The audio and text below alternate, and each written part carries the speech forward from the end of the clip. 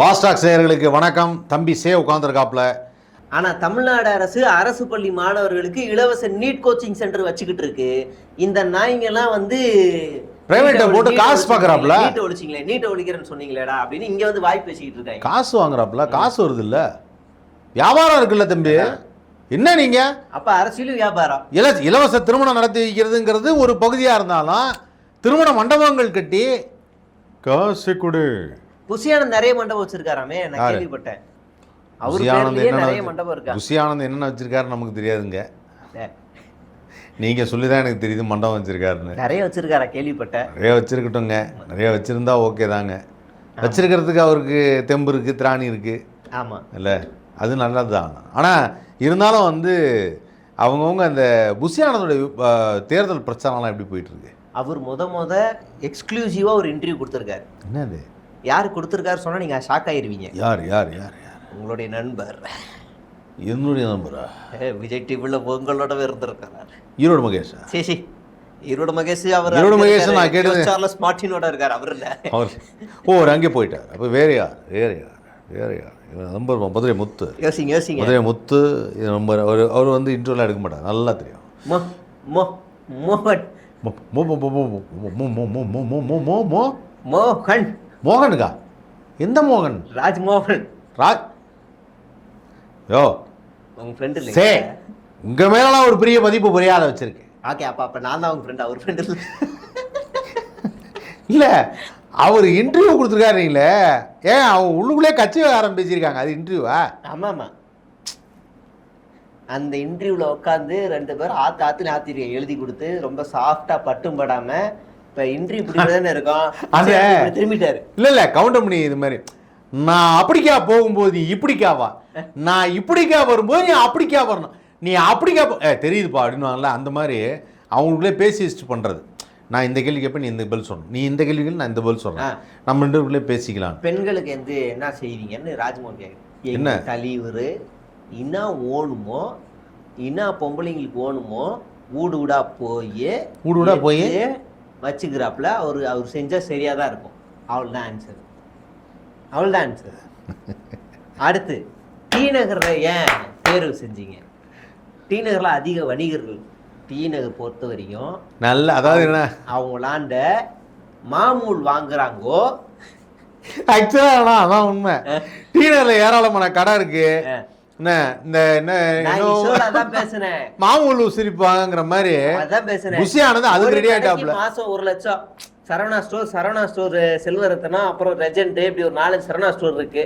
போத்தீஸ் ஒரு 3, ஜிஆர்டி 2, நல்லி, சென்னை சில்க்ஸ், அப்புறம் பிரகாஷ் ராஜ் ஒரு படத்தை தலைநகரத்தில் சொல்லுவாங்க, இருக்கிறதுல பெரிய ஏரியா, மாசம் 10-15 லட்சம் தேரும் நாங்க. என்னையா பிச்சைக்கார ஏரியாவா இருக்கு? அதேதான். அந்த ஒரு லாபிக்காகத்தான் புசியானது டி நகரை தேர்வு செஞ்சாரு. சூப்பருங்க, நல்ல விஷயம். காசு கவர்னமாகதான் காசு. அவ்வளவுதான். அது பெரிய கடைங்களுக்கு மாசம் 1 லட்சம் ரூபானா கூட, சின்ன கடைங்களுக்கு மாசம் 50,000 10,000 மக்கள் சேவை தான். கடை வரைக்கும் 5,000 வரைக்கும் வசூல போட்டோம்னா, ஆஹா நம்ம தாண்டா அடுத்த ஜோஸ் சார்லஸ் மார்ட்டின் அப்படியே போயிடலான்னு ஆள் வந்து. ஒரு நாளைக்கு தருவாங்களா, ஒரு மாசம்? மாசம் கரெக்டா கமிஷன் போயிடணும். ஒரு நாளைக்கு தருவாங்களா, ஒரு மாசத்துக்கு தருவாங்களா? ஒரு மாசத்துக்கு. மாசம். ஓ, டெய்லி தர மாட்டாங்க? டெய்லிலாம் தர மாட்டாங்க. டெய்லி தந்தா இல்லைப்பா, எங்கள் ஏரியாவில் ஒருத்தர் வருவார்ப்பா, கையில் ஒரு சின்ன நோட் புக் வச்சுன்னு டெய்லி வந்து சொல்லுப்பா எழுதி, அது சீட்டு போடுறதோ? அது வேறையா? அது தண்டலா? இது வேற. அது வந்து அது என்னது? அது ஆக்சுவலாக நிறைய கடையில் எழுதி வச்சு நோட் புக் மாதிரி எழுதி வச்சுப்பாங்க, கொடுப்பாங்க. அது என்னது அது? அது வந்து இப்போ நான் வந்து நீங்கள் வந்து எனக்கு ஒரு 2,000 ரூபா கடன் தரீங்கன்னா, டெய்லி 20 ரூபா வாங்கிட்டு போவேன். எக்ஸ்ட்ரா 1 வாரம் தரணும். நல்லா இருக்குப்பா. எக்ஸ்ட்ரா நான் 1 வாரம் நீங்கள் எனக்கு தரணும். டெய்லி 20 ரூபா தரணும். 20 ரூபா எழுதி 20 ரூபா வாங்கிட்டு டிக் பண்ணிட்டு போயிடுவேன். சைன் பண்ண டிக் பண்ணிட்டு சைன் அந்த அட்டை டேப்லர் கார்டெல்லாம் போட்டிருப்பாங்க. 20 ரூபா எழுதிட்டு சைனு, 20 ரூபா எழுதி சைனு. எக்ஸ்ட்ரா 1 வாரம் நீங்கள் பே பண்ணணும். 70 ரூபானா ஒரு 1000 ரூபா எக்ஸ்ட்ரா வரும். பரவாயில்லப்பா, அவ்வளோதான். தேவையான போது காசு தரான்ல. டெய்லி காசும் கம்மியாக தானே இருக்குது, 20 ரூபான்னு. ஆமாம், எக்ஸ்ட்ரா ஒரு வாரம் வந்துச்சுன்னா ஒரு 120 ரூபா 140 ரூபா எக்ஸ்ட்ரா வரும். அப்படி எழுதி வச்சுக்கலாம். அதை புசியானு செய்வாரா? டி நகரில் செய்வாப்புல. அப்போ நீங்கள் வந்து எப்படியும் இந்த எலெக்ஷனில் வந்து டி நகரில் ஜெயிச்சிருவாப்புல. டி நகரை ஜெயிப்பார். ஜெயிக்கலனாலும் அந்த கமிஷனை வாங்கிடுவார். எப்படி?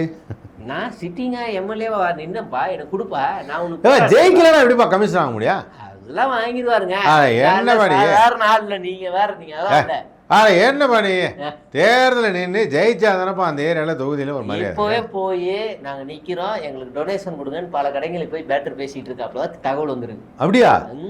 எல்லா கடையிலையும் பேசுறாப்புல போடு போய் மிரட்டாப்புல நாங்க தான் ஜெயிக்க போறோம் அப்படிலாம் பேச மாட்டாப்புல. ஏங்க நேத்து கூட விஜய் என் பக்கத்துல தாங்க உட்காந்து பேசி நின்றாப்புல. உங்களெல்லாம் கேட்டாருங்க.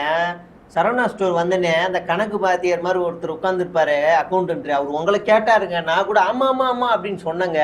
நான் இன்னி கூட அவர் தான் பார்க்க போறேன், உங்களை பத்தி நான் பேசுறேன். அப்புறம் தேர்தல் வேற வருது, காசு ஏதாக்கிதா கொடுங்க அவ்வளோ. காசு விஜய் மூஞ்ச வச்சு ஒரு பேரம் நடக்கும் அவ்வளவுதான். பின்ன இவர் மூஞ்ச வச்சா பேரம் நடக்கும்? செருப்படி தடிச்சிருவாங்க.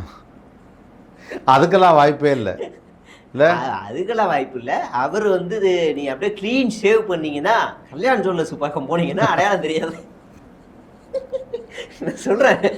அதனால அந்த பக்கம் போகாதீங்க, கிளீன் ஷேவ் மொட்டை அடிச்சுட்டு போகாதீங்க. இந்த பக்கமே அங்கேயும் பிட்டு போடுவாங்க. தேர்தலாம் அந்த சைடு போய் பிட்டு போடுவாங்க. நம்ம நான் வேணா அப்படி போயிடுவாடான்னு அவர் கேட்டிருப்பாரு வேளாண் தலைவர். அவர் உங்களை விட இன்னும் ரொம்ப ஷைனிங்கா இருப்பாரு. அவரு லலிதா சொல்றீங்க? லலிதா சொல்றியா? சாரி யோசிக்கிறேன். எனக்கு நகை பத்தி எதுவும் தெரியாது. இல்ல என்கிட்ட வாங்க நகை வாங்குங்க, தரமான 10% தான். அதானே எனக்கு தெரியல. ஆனா எனக்கு அவரை பார்த்தா ரொம்ப ஒரு பெரிய ஒரு பாசிட்டிவா இருக்கும் நகை வாங்கன்னு சொல்லும்போது. ஆனா என்னன்னா காசு தான் நம்மகிட்ட இல்லை நகை வாங்குறதுக்கு. எனக்கு தெரிஞ்சு ஒரே ஃபர்ஸ்ட் ஓனர் கடைக்கு தானே ஒரு பிராண்ட் அம்பாசிடரா மாறினவர்ல அது லெஜெண்ட் தான். லெஜெண்ட் தானே? அப்படியா? ஆமா, லெஜெண்ட் சரவணா தான் முதல்ல வந்து தானே ஒரு பிராண்ட் அம்பாசிடரா மாறினார். அவரை பார்த்து அதுக்கப்புறம் போத்தீஸ் லலிதா எல்லாரும் வர ஆரம்பிச்சிட்டாங்க. ஆமா, எதுக்கு வெளியே காசை கொடுத்துக்கிட்டு விஜய் மாதிரி ஆளுங்களை எல்லாம் கொடுத்துக்கிட்டு தேவையில்லாம போய் எதுக்குப்பா நடிகர்கள் நம்மளே பிராண்ட் நாமளே நடிகர்கள் பிராண்டு பெஸ்ட்னு போயிடலாம். ஆமா, அதனால வந்து அது வேற ஒரு கேட்டகரி. பட் டி நகர்ல இப்போ நிறைய காசு வசூலிப்பு நடக்குது இல்லையா? அப்புறம் ராஜ்மோகன் பார்த்தீங்களா? எக்மோர் தொகுதியில் போய் விசாரிச்சேன். எக்மோர் தொகுதியில் எங்க மேடையில் நின்றுட்டு தான் தான் எக்மோர் வேட்பாளர் அப்படிங்கிறாரு. அதை பார்க்குறப்பே நமக்கு ஒரு மாதிரியா இருக்குது. அதாவது எப்படின்னா இந்த திருவிழாவில் குழந்தைக்கு முதல்ல பஞ்சு மிட்டாயை கொடுத்தோன்னா டேடி பஞ்சு மிட்டாய் அந்த மாதிரி இருக்குது அந்த ஃபீல். பாதி தாவேகா வேட்பாளருங்க என்னன்னு கேம்பெயின் பண்ணுறாங்கன்னா ஆப்போசிட்டில் நிற்கிற கேண்டிடேட்டோட வீடே இங்கே இல்லை, அவர் வீடு எங்கேயோ இருக்குது அப்படின்னு தான் பண்ணுறாங்க. டே உங்களுக்கு அப்படிலாம் நீங்கள் கேட்டிங்கன்னா போன தடவை சிட்டிங் எம்எல்ஏவோ அவரோட வீடு எங்கே இருக்குன்னு பாரு, அந்த சிட்டிங் எம்எல்ஏ அந்த தொகுதிக்கு என்ன பண்ணியிருக்காருன்னு பாரு. வீடு உன் பிரச்சனைனா நம்ம லிஸ்ட் எடுத்தோம்னா உங்களுக்கு அசிங்கமாக போயிடும். விஜய் வீடு எங்க இருக்கு எங்க நிக்கிறாரு, அவரு எங்க இருக்கு எங்க நிக்கிறாரு, பனையூர்ல இருக்கு. அப்ப ஏன் சோழிங்கநல்லூர்ல நிக்கிறாரு? ஆதவர்ன வீடு எங்க இருக்கு எங்க நிக்கிறாரு? ஆதவர்ன வீடு எங்க இருக்கு? அதே பனையூர் பக்கத்துல அந்த பக்கம் தான் இருக்கு. அங்கேயே ஒரு வீடு செங்கோட்டையில ஒரு நைட் உட்கார வச்சார்ல, அவர் வீட்டுல தான் உட்கார வச்சாரு. அப்படியா? கட்சியில இருந்து இங்க வந்து சேருங்க, வெளியே எங்க போறீங்க, போன் எல்லாம் கொடுங்கன்னு வாங்கி அவர் வீட்டுல தான் பதுக்கி வச்சிருந்தாரு. ஓ அப்படி? ஆமா. ஸோ அந்த மாதிரி இருக்கு, பரவாயில்ல. ஸோ இப்போ ராஜ்மோகன் வந்து என்ன மாதிரி பொசிஷன்ல இருக்காங்க? ராஜ்மோகனை போய் விசாரிச்சா ஐயா அவர் யாருன்னே இங்க தெரியாதுங்க, யாருன்னே தெரியாதுங்க. ஒரு 5000 to 10,000 ஓட்டு கூட வாங்கினாலே பெரிய அதிசயங்க. விஜய் டிவி ஃபேம் அவரு, அங்க பயங்கரமான டெலிவிஷன் ஃபேம் ஒருத்தர் இருந்தாரு. சிட்டிங் எம்எல்ஏன்னு ஒருத்தர் இருந்தாரு, பரந்தாமன்னு ஒரு அண்ணன். அவருக்கு இந்த வாட்டி சீட்டு கொடுக்கல. ஆனா கட்சி முடிவை ஏத்துக்கிட்டு இப்ப பிரசன்னான்னு ஒரு இளம் வேட்பாளர் நிக்கிறாரு. ஓகே, தீயா வேலை செய்யறாரு அவரு. இந்த பக்கம் இவரு ஒரு நாளைக்கு இந்த ரீல்ஸ் போட்டோ ஷூட் எல்லாம் இல்ல 25,000 ஸ்டெப்பு நடக்கிறாரு ஒரு நாளைக்கு. அதுவும் அந்த இது ஹூலா ஹூப் கிடையாது, 25,000 ஸ்டெப்பு நடக்கிறாரு ஒரு நாளைக்கு. அவ்வளவு ஸ்டெப்பா அப்படியே பாக்குறேன். ஆல்மோஸ்ட் ஒரு நாளைக்கு என் கணக்குப்படி அவர் என்ன சொன்னாருன்னா ஏதோ ஒரு சம்திங் வீடுகள் எண்ணிக்கை சொன்னார். இவ்வளோ வீட்டுக்கு போயிட்டு வந்துடுறேன், 25,000 ஸ்டெப்பு நடக்கிறேன் அப்படின்னாரு. சரி, ஆப்போசிட் வளர்மதி அக்கா என்ன அப்படின்னா, அக்கா வந்து பண்றாங்க அதிமுகன்ற ஒரு ஃபேம் அங்க இருக்கு, மற்றபடி அந்த சின்னத்துக்கு போட்டுருவாங்க. வளர்மதி அக்காவும் பெருசா இல்லை, ஆனா நம்ம கேம்பெயின் பண்றோம். ஆனா அப்ப ராஜ்மோகன் இளம் வேட்பாளர் இன்ஸ்டாகிராம்ல தான் தம்பி அவன் கேம்பெயினே பண்றாங்க. Only social media. எஸ், ஓட்டும் சோசியல் மீடியால. ஆளு வந்து எக்மோரே அது வீடு. முத்துக்கால ஒரு படத்துல வருவாப்ல தெரியுமா, நீ இப்படியா கேட்பான்னு தெரிஞ்சுதான் ஓட்டு போட்ட சீட்டை கையில எடுத்துட்டு அப்படின்னார்ல, அந்த மாதிரி எல்லாரும் என்ன பண்ண போறாங்க. ஆளு வந்து தாய்ஷா அபார்ட்மெண்ட் அந்த அப்பார்ட்மெண்ட்ல சாதாரண ஆளுங்கெல்லாம் வாழ முடியாது. காஸ்ட்லி, ரெண்ட் காஸ்ட்லி, பயங்கர ரெண்டல். அங்க இருந்துகிட்டு பெரிய பெரிய நடிகர்கள் அங்க இருக்காங்க. நாளைக்கு சாப்பிடுறேன், உங்க வீட்டுல நாளைக்கு டிஃபன் சாப்பிடுறேன், அப்படி இப்படின்னு சீனை போட்டு ஊரை ஏமாத்திட்டு இருக்காப்புல. தம்பி வேணும்னா வந்து சாப்பிட்டு போப்பா, அது ஏன்பா மேடையிலலாம் சொல்கிறேன்? ஆமா இல்லை பரவாயில்ல. ராஜ்மோகன், புஷி ஆனந்த், ஆதவ அர்ஜுனா இந்த சமீபத்தில் ஒரு இது பார்த்தேன். என்னன்னா அந்த பாட்டில்லாம் உடச்சி ஏதோ தூக்கி எறிஞ்சாங்கன்னு சொல்லி. ஆமா, அந்த பாட்டில் இப்போ எங்கள்கிட்டயே வந்திருக்கு, எங்கிட்ட தான் இருக்கு, சர்க்குலேஷனில் போயிட்டு இருக்க. இல்லை நான் எங்கிட்ட அதை ஃபாரன்சிக் டிபார்ட்மெண்ட்டுக்கு அனுப்பு, பாட்டில் காட்டுறேன், அது எங்கிட்ட தான் இருக்குது. ஃபாரன்சிக் டிபார்ட்மெண்ட்டுக்கு அனுப்பியிருக்கோம். அது ஒருத்தர் மேலே பட்டு போன் இந்த இது ரெண்டுமே ஃப்ராக்சர் ஆகிருக்கு. அந்த போன் ஃப்ராக்சர் ஆகி அந்த லேடி வந்து நல்ல ஹாஸ்பிட்டலில் அவங்களே வெளியே போய் ஜூஸை குடிச்சிக்கிட்டு என்னடா அப்படின்னு பேசிக்கிட்டு இருந்தாங்க. அப்போல்லாம் போயிட்டு இருக்காங்க. திடீர்னு ஒரு என்ட்ரி ஆனவொன்னே அப்படியே இந்த மாஸ்கெல்லாம் வச்சு அப்படியே ஃப்ளாட்டாக படுத்துட்டாங்க. அந்தளவுக்கு சிவியரான அடிபட்டுருக்கு. அவரால் என்ன செய்கிறது என்ன பண்ணுறதுன்னு தெரியல. அப்போ நீங்கள் என்ன தான் எங்களை எதிர்த்தாலும் எங்களுக்காக ஒன்று மட்டும் பண்ணுங்கள், இந்த பாட்டிலில் கைரேகை இருக்குது, ஃபாரன்சிக் டிபார்ட்மெண்ட்டுக்கு அனுப்பி இதில் யாரோட கைரேகை இருக்குதுன்னு மட்டும் பாருன்னாங்க. இதுதான் அந்த பாட்டில் துண்டு. இவ்வளோ பெரிய இந்த பாட்டில் தான் வந்து தலையில டம்முன்னு வந்து பட்டு இப்படி அடிச்சுதுங்க. கரெக்டாக இந்த பாகம் அடிச்சுது. அதில் தான் இங்கே ஃப்ராக்சர் ஆகி இங்கே ஃப்ராக்சர் ஆச்சு. இப்படி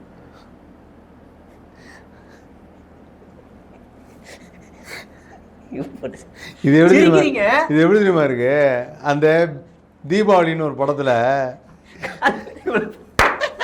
ஏய் யாராவது பிகில மேல கல் எடுத்தது என்ன பேசுறீங்க மோம்படியோ கல் தெரியுமாதியா அப்படின்னு சொல்லிட்டு இவ்வளோ பேசுறது. இந்த பாட்டில் இப்படி அடிச்சது. இப்போ இதில் இங்கே தான் கைரேகை இருக்குது. இதுதான் நாங்கள் கொடுத்துருக்கோம் ஃபாரன்சிக் டிபார்ட்மெண்ட். கொடுத்துருக்கீங்களா? கண்டுபிடிச்சிருக்கீங்களா? இல்லை அடிச்ச அடியில் மண்டை கைரேகை கிளம்பிருச்சு. மண்டை மூளை அப்படியே லெஃப்ட் ரைட்டுக்கு போய் ரைட்டு லெஃப்ட்டுக்கு வந்துருச்சு. விசில் சீன், அதாவது கடைசி 1.5-2 வருஷம் தன்னோட வாழ்க்கையில் நடந்த எல்லாத்தையும் மறந்துட்டார். தான் ஒரு தாவேக்கா வேட்பாளர் என்பதை மறந்து ஓட்டு போட்டுருங்க விடுதலை சிறுத்தைகள் கட்சி. என்ன விடுதலை சிறுத்தை கட்சியா? இது என்ன இது அப்படி மிரண்டாங்க. ஏங்க ஒரு ஞாபகம் இருக்குங்க. அது மட்டும் இல்ல, இன்னொரு இடத்துல போயிட்டு அதாவது நீங்க அக்னி நட்சத்திரம் படம் பார்த்தீங்களா? அதில் வந்து விஜயகுமார் என்ன பண்ணுவார்னா பிரபுவை பார்த்து கார்த்திகோட பேரை வச்சு சொல்லுவார், கார்த்திகை பார்த்து பிரபுவோட பேரை வச்சு சொல்லுவார். ஏப்பா எப்பவுமே என் பேரை சொல்ல மாட்டேங்கிறீங்க, டே எனக்கு 2 பேரும் ஒன்று தான்டா அப்படின்னு. ஓகே, ஏன்னா அது ஃபஸ்ட் ஒய்ஃப் பையன் 2வது ஒய்ஃப் பையன், அதில் ஒன்றும் இது கிடையாது, 2 பேரும் என் பசங்க தான் அப்படின்னு. அது மாதிரி அது அப்போ எனக்கு அர்த்தம் புரியல, இப்போ புரியுது. ஏன்னா ஃபஸ்ட்டு இருந்தது விசிகா, அவருக்கு பிரச்சாரம் போய் பழக்கமானது விசிகா தானே, அதனால நேராக போன வணக்கம் விசிகா ஓட்டு போட்டுருங்க. புதுசாக அந்த இப்போ வேற மாதிரில வருது. அதாவது 16 தொகுதிகளில் சென்னையில் 13 தொகுதிகளில் திமுக அமோக வெற்றி பெறும்ன்றாரு. அது ஒரிஜினா அவரே என்ன எனக்கு தெரிஞ்சு ஒரு துரந்தரா இருப்பாரோ. துரந்தர் தாவேக்காவில் இருக்கும் ஒரே துரந்தர் இவர்தான். என்னத்தை அப்படி துறந்தாரோ தெரியல, என்ன விளையாடுறீங்க. ஆனா பரவாயில்ல, அதாவது அவங்களுக்கு மனசறிஞ்சே ஒரு விஷயத்த சொல்றாங்க, அந்த வகையில் நல்லா தான் இருக்கு. இல்லை பெரிய மனசு தான். ஏன்னா அதான் சொல்கிறல, உள் மனசில் இருக்கிறது தாங்க வெளியில் வரும். அது எப்படி தம்பி இப்படி பேசுவீங்க அப்படின்னா ஆள் மனசில் அதான் இருக்குது. ஆனால் விஜய்கிட்ட போய் பொய்யா நடிச்சிட்டு இருக்காப்புல. ஆனால் அந்த பக்கம் பார்த்தா விஜய் பிரச்சாரத்தில் பாஜக வேட்பாளரை பார்த்து ஆதரிக்கிறார். அது பாண்டிச்சேரியில். ஒருவேளை அவர் பாஜகவில் இருந்திருப்பாரோ? இருக்கலாம், ஏன்னா அவர் ஆக்சுவலாக வந்து பிஜேபிக்கு ஆதரவாளராக இருந்திருக்கலாம். ஒருவேளை அவங்க சொல்லி கட்சி ஆரம்பிச்சிருக்கலாம், அந்த கட்சியை 3 வருஷத்துக்கு முன்னாடி ஆரம்பிங்கன்னு சொல்லியிருக்கலாம், தெரியாம சொல்லி அந்த கட்சியோட பேரு நீங்க நினைச்ச மாதிரி என்ன வேணாலும் இருக்கலாம், ஏன் டிவிகேவா கூட இருக்கலாம், அப்படி கூட இருக்கலாம். அப்ப அதுக்கு தான் பிரச்சாரம் பண்ணிட்டு தெரியாம சொல்லிட்டேன்னு தெரியாம சொல்லிட்டேன். அந்த ஆப்போசிட் கேண்டுக்கு அடிச்சது லக்கு. விஜயே எனக்கு பிரச்சாரம் பண்றது அந்த விட்டை மட்டும் கட் பண்ணி வாட்ஸ்அப் ஷேர்லாம் போடுவாப்ல. ஒரு தடவை சொல்லிட்டா போறோம், அது 9000 தடவை ஃபார்வர்ட் பண்ணுவாங்க. ஜாலியா விளையாடுவாப்பா, ஜாலிதான் உங்களுக்கு. முடிஞ்சிருச்சு. ஸோ அங்கே ஆனால் பாண்டிச்சேரியில் வந்து விஜய் ஜெயிக்கிறதுக்கான வாய்ப்புகள் நிறையா இருக்குன்னு சொல்கிறாங்க. நன்றி வணக்கம். என்னங்க சும்மா நல்லா பேசிக்கிட்டோமா, நல்லா பேசணும். ஏதாவது தேவலாம் இடம் இல்லைங்க, அது ஒரு சிறு தொகுதி, அங்கங்கே 2000-3000 ஓட்டுகள் மட்டுமே இருக்கக்கூடிய இடத்துல விஜய் அவர்களுக்கு வந்து ஒரு பெரிய வாசம் இருக்கு. ஆளு தமிழ்நாட்டில் நிற்கிறாப்புல, அங்க ஜெயிக்க வைக்கலாம தமிழ்நாட்டில் நிற்கிறாரு. எனக்கு தெரிஞ்ச அந்த ஆளு புஷி. புஷிலாம் ஒரு ஆளே கிடையாதுங்க. அப்ப அந்த ஆள் யாரு? இங்க தமிழ்நாட்டுல ஏதாவது ஒரு அரசியல்வாதி, கீழே இருக்க ஒரு அரசியல்வாதி பேர் ஏதாவது சொல்லுங்களேன். கீழே இருக்கிற அவர் ரொம்ப தெரியவே தெரியாது, ஆனா இப்படி ஒரு ஆள் இருக்காரு அப்படின்னு யாராவது சொல்லுங்களேன். யாராவது ஒருத்தர் யோசிச்சு சொல்லுங்க. தெரியவே தெரியாதுன்னா ஐயோ சொன்னா தப்பா போயிடுமே, வேண்டாம். ரொம்ப மட்டமான யாரோ ஒருத்தர் உங்க கற்பனைக்கு வச்சுக்கோங்க. சரி ஓகே, நான் யாரோ வச்சுக்கிட்டேன், ஒருத்தர். நான் மைண்ட்ல வச்சுக்கிட்டேன். நீங்க நான் இந்த கேம் மாதிரி வச்சுக்கோங்க. அஞ்ச மனசுல நீங்களுமே நினைச்சீங்க. யோசி, மண்டையில வச்சுக்கோங்க. உங்களுக்கு இருக்கிறதுலே ஒரு மட்டமான ஒரு அரசியல்வாதி தமிழ்நாட்டுல ஓகே, வச்சுக்கோங்க. மட்டமான கீழே இருக்கு, கீழே மக்களுக்கு தெரியாத அப்படி ஒரு ஆளு தான் பாண்டிச்சேரியில புசியானது. சீரியஸாவே என்ன தம்பி ஏத்தி கொண்டு பண்ணி பொசுக்கு இருக்க நினைக்கிறீங்க? பாதி பேர்ட்ட கேட்டாயோ இங்க சாதாரணமா சுத்திக்கிதான் இருப்பா அந்த பையன், அங்க போய் பெரிய ஆளாகி என்னமோ பண்ணிக்கிருக்காரு, நீங்க எல்லாம் தான் தூக்கி விட்டுக்கிட்டு இருக்கீங்க, இங்கெல்லாம் அவருக்கு மரியாதையே கிடையாது, சாதாரணமா போய் சுத்திக்கிட்டு இருப்பாப்ல ஆளு அப்படின்னாங்க. 25 கிலோ அரிசி மூட்டை வாங்குனீங்க அப்படின்னா 1500 ரூபாவா? 25 கிலோ அரிசி மூட்டை 1500 2000 ரூபா வரும். அதுக்கு வந்து 24 கிலோவுக்கு மட்டும் காசு கொடுத்தா போதும், 1 கிலோ ஃப்ரீ. யாரு? எல்லா கடையிலையும் மூட்டை இப்படிதான் தருவாங்க. இந்த மளிகை கடையெல்லாம் என்ன பண்ணுவாங்கன்னா அந்த மூட்டையை பிரிச்சு தனித்தனியா லூஸ்ல ஒரு கிலோவா தந்து 1 கிலோ வரும்ல, அதுல ஒரு 50 ரூபா 60 ரூபா வரும்ல, அதுல லாபம் பார்ப்பாங்க மளிகை கடைலாம். இப்ப இவர் குறுக்கோல்ல என்ன பண்ணுவாருன்னா கருப்பு பேக்கெட் வாங்கிப்பாப்ல, வாங்கிட்டு மூட்டை அரிசி மூட்டையை வாங்கிட்டு அதை ஒரு கிலோவா பிரிச்சு தனியா வித்துக்கிட்டு இருந்தாரு புசியானந்த். மளிகை கடை மாதிரிலாம் இல்ல, தனியா வித்துக்கிட்டு இருந்தாரு. இது வடிவேல் காமெடி ஆச்சு. எல்லாத்துக்கும் ஒவ்வொரு கிலோ சாம்பிள் கொடுக்க. இது அரிசி மட்டும் இல்ல, மிளகா பொடி எல்லாத்துக்குமே பண்ண முடியாது. அவர் பேரு சிந்து பாத்து, முனுசாமி பேரு. புசியானந்த் பேரு முனுசாமி. முனுசாமி என்னங்க சொல்றீங்க? அவர் அஃபிடவிட்ல முனுசாமி தாங்க இருக்கு. நம்மகிட்ட தான் வந்து என்ன ஆனந்துன்னு கதை கொடுத்துருக்காங்க. முனுசாமி ஏங்க ஆனந்த் ஆனாரு? அஃபிடவிட்ல பேர் இருக்குப்பா, அது மாறுதுங்க. இப்ப நீங்க பாண்டிச்சேரியில வந்து 51 வயசு விஜய்க்கு, பெரம்பூர்ல 52 வயசு. எப்படி அது வந்து போட்டி போடுறவன் லியோ, இங்க போட்டி போடுறவன் பார்த்திபன். ஆமா லியோ வேற, பார்த்திபன் வேறங்க, உங்களுக்கு தெரியாதாங்க. ஆமா, இப்ப மறுபடியும் இன்னொரு வாட்டி வேட்புமனு தாக்கல் பண்ணா பெரம்பூர் வராரு. 53 வயசுக்கா? 52க்கு. 52. ஆமா, ஒரிஜினல் வயசு 52 தான். 52 பரவாயில்ல. இல்ல 51 நினைக்கிறேன். இல்ல 52, 1972 நினைக்கிறேன். இல்ல 68 நினைக்கிறேன். அப்ப பாண்டிச்சேரியில தானே? சரி இல்லப்பா 72 74 பார்த்துருவோம். அறுபப்பழைய ஆளுங்க அவரு. என்னங்க விளாட்றீங்க? விஜயோடைய வயசு ஒரிஜினல் வயசு என்னங்கிறத நம்ம தெரிஞ்சுக்கிட்டே ஆகணும். ஆக்சுவலாக ஜூன் மாதம் 22ஆம் தேதி அவர் பிறந்தது. ஜூன் 22. எப்படி கரெக்டாக ஞாபகம் வச்சுருங்க பார்த்தீங்களா? ஐயோ, இப்போ இந்த எலெக்ஷனில் தோத்துறா பர்த்டே கொண்டாட மாட்டாரே சோகத்தில்? ஏன் 51 years old as of early 2026. S, 1974 பிறந்தவருக்கு. அப்போ ஜூன் வந்தாதான் 2024 வந்தா 50 வயசு, 25 வந்தா 51 வயசு முடிஞ்சிருச்சு, 26ல ஜூன் மாசம் வந்தானா 52 வயசு முடிஞ்சது. How old are you அப்படின்னா 51 வயசு தான் கணக்கு. He is 51 years old. அப்பனா கணக்கு படி பார்த்தா பெரம்பூர்ல கரெக்டா 52 வயசு தான் இப்போ அவருக்கு. 51. அப்ப 52 தான் பெரம்பூர்ல கொடுத்துருக்காரு. அதை மாத்துறதுக்காக வந்துகிட்டு இருக்காப்ல ஆளு. அப்படியா? அப்ப கடைசி வரைக்கும் பிரச்சாரத்துக்கு போக மாட்டேன், இப்படியே தேர்தல் கொடுக்குறது, வயசை மாத்திட்டே இருப்பாங்க. இல்ல அவன் வந்து ஏதாவது ஒரு தொகுதியில கண்டிப்பா வெற்றி நிச்சயம். ஆமா, மற்ற கட்சி இல்ல நடக்கும்போது நான் வேடிக்கை பார்க்குறேன். ஆனால் இருந்தாலும் இந்த பிரச்சாரத்தை நான் பயங்கரமாக எதிர்நோக்கி பார்த்துட்டு இருக்கிறேன். இன்னும் என்னென்ன நடக்க போகுதுங்கிறத காத்திருந்து பார்ப்போம். அது வரைக்கும் தொடர்ந்து பாருங்கள் பாஸ் டாக்ஸ். லைக் பண்ணுங்க, ஷேர் பண்ணுங்க, சப்ஸ்கிரைப் பண்ணுங்க, பெல் பட்டனை மறக்காமல் ப்ரெஸ் பண்ணுங்க. உங்களுக்கான அப்டேட் வந்துக்கிட்டே இருக்கும்.